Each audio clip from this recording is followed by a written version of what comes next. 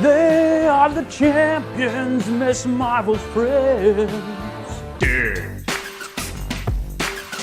I'm really liking the profile approach Marvel has been using. Everyone knows to give a bit of character context at the beginning of a comic, but with so many teams, Marvel realized this type of approach was necessary and it works out great for newcomers. Writer Mark Waid created a story a bit too long-winded and off the rails in Champions #1, but the execution was spot on. The artists take the opposite approach, making the big picture stupendous and the details atrocious. To their credit, Champions #1 does a decent job of writing teenagers. I've been finding that a difficult task for comic book writers these days. On the flip side, the art is wonky and hard to follow through the action. Maybe it's supposed to be that way, but it just comes across as bad penmanship. If you're going to have a stretchy superhero main character, get artists that can draw proportions. The same artists are able to evoke the tone of this book immediately, so it's not all lost in this Marvel version of Tween Titans. Champions is a new group of superheroes, as if Marvel needed another team. And issue #1 is Miss Marvel's departure from the Avengers to form the Champions, a group of heroes for the people. They don't just kick butt and take names, they also clean up after themselves when the job is done. You just don't get to see that in this book, despite them doing the former butt-kicking part 3 times. Learn to use your page count, Mark.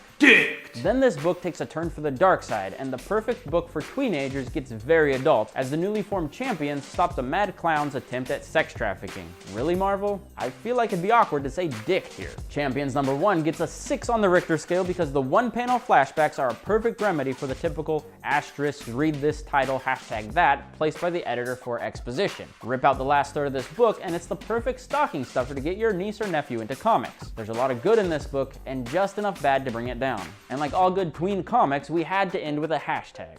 I hate that word. You know what? Dick! Just for that, you know the drill. If you like what you see, remember to hit that subscribe button. Leave a like and let me know in the comments below what you think of Marvel's newest series. Come find me on Facebook and tell your friends about me because we all know you have nothing better to talk about. Dick! I thought the Totally Awesome Hulk was supposed to be totally smart too. Great idea pushing the shipping container to the depths so you can spring back and launch it out of the water.